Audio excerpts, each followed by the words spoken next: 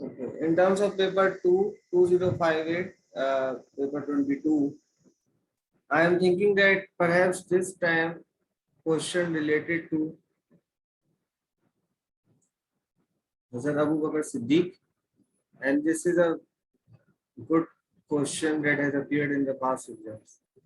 This has appeared in 2019-22 year, yes, October, November 1922.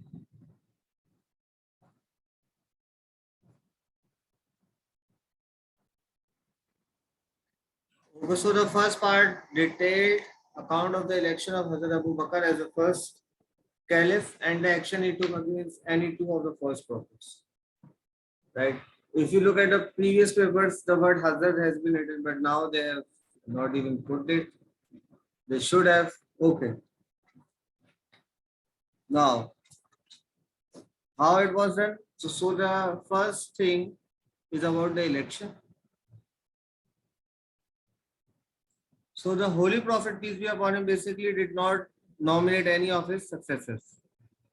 Right? So after his death, much discussion went on about the selection of the caliph. So the first thing was that the Ansar, basically, they wanted that the caliph should be from the Ansars in view of the great sacrifices they have done. Then Hazrat Abu Bakr radiallahu anhu argued that Arabs would not agree on such an Amir other than a person from a Quraysh.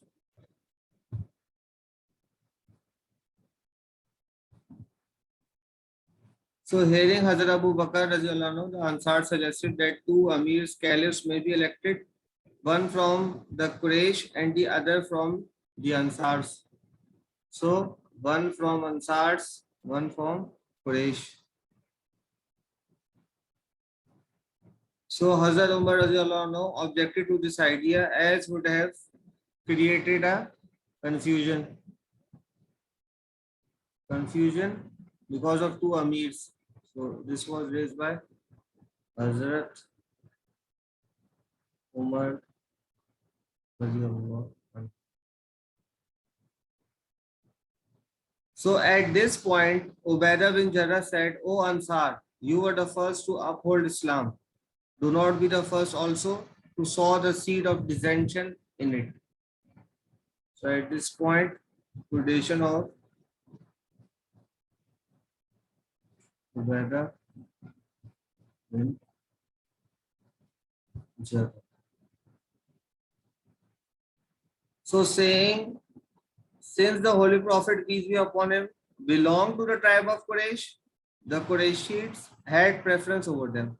Hazrat Abu Bakr radiallahu anhu proposed the name of Umar and Abu Ubaidah bin al-Jarrah for this post, but Umar radiallahu anhu held the hand of Hazrat Abu Bakr and also took the pledge of loyalty.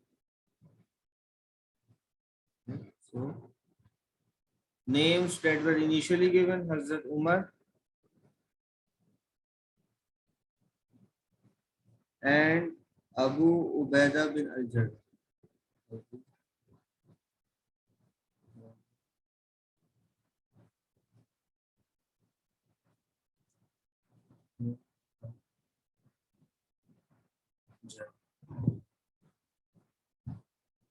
Then Hazrat Umar radiallahu anhu held the hand of Hazrat Abu Bakr and took the pledge of loyalty.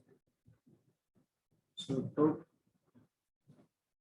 the pledge of loyalty or bet.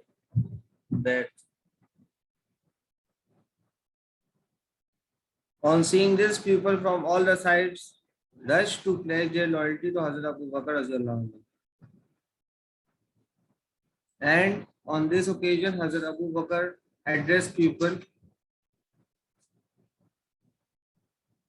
and then all people also pledged their loyalty.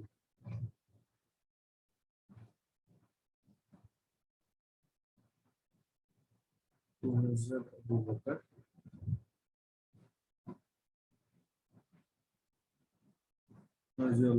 So this is about the election. Now they are saying action he took against any two of the false prophets. Now this is the specification they are asking. So first of all, you should be aware of the names of the false prophets. We all are aware when we talk about the false prophets.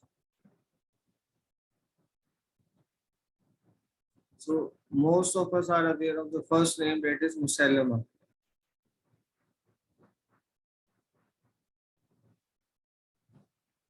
But not about the other, right? So the false prophets, number one is Musaylama. Most of the data is about him. Then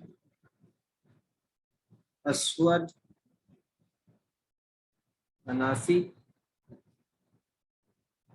He rose in Yemen and was known as Anasi, the veiled prophet, because he wore a veil on his face all the time. So veiled prophet. This is veil all the time. After collecting a big army, he stood up in open revolt against Islam. Hazrat Abu Bakr radiallahu anhu sent an army against him and he was slain. Right, and he was in Yemen. I am not talking about Musalma because most of the students are aware of it. Then Sajjaha.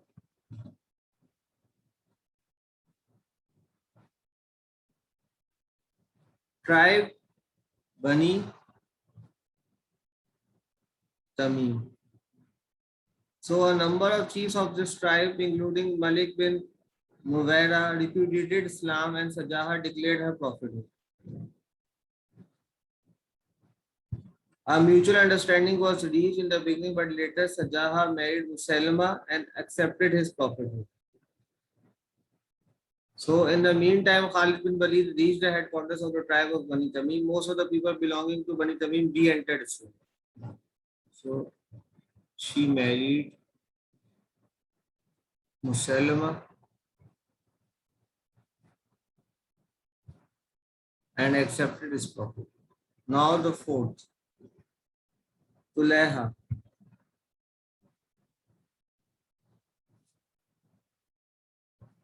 Bani Asad tribe, Bani Asad.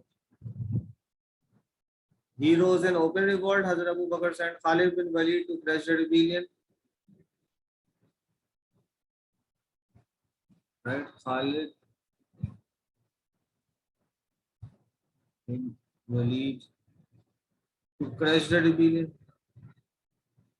Tulaiha's army was defeated and he escaped to Syria. Afterwards, he again accepted Islam.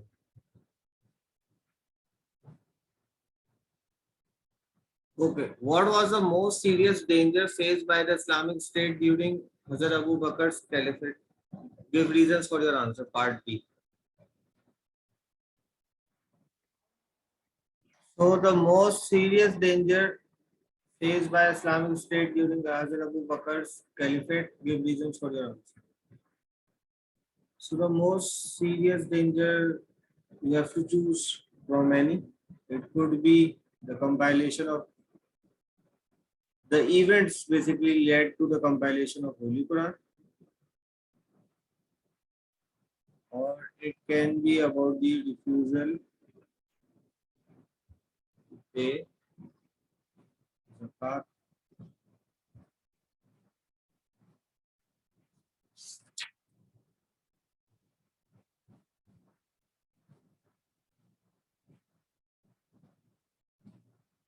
And if you want to add any other detail, you can. Okay, just either one. For example, if we want to debate upon the refusal to pay zakat, right? So some tribes have started after the election of Hazrat Abu Bakr radiallahu anhu as the first caliph. Some tribes basically refused to pay zakat, and seeing this development, Hazrat Abu Bakr radiallahu anhu called a meeting of Majlis Shura. We have Majlis Shura nowadays as well. and it was more of an advisory council. It is still is, right, for advice. So most of the companions basically at that time did not consider it as advisable to take some action because of the constant wars that were going on, right, against the false prophets as well as other major revolts. However, Hazrat Abu Bakr Radhiyallahu anhu took a strong action and prompt action. And you can quote him, Hazrat Abu Bakr. He declared that I swear by Allah, I will fight alone. If others do not support me against everybody, whosoever refuses to pay, refuses a single goat kid due on him in zakat. Right?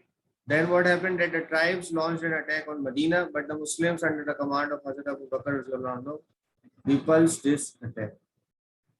So this question related to Hazrat Abu Bakr Siddiq radhiyallahu anhu, I think that it's important for this. So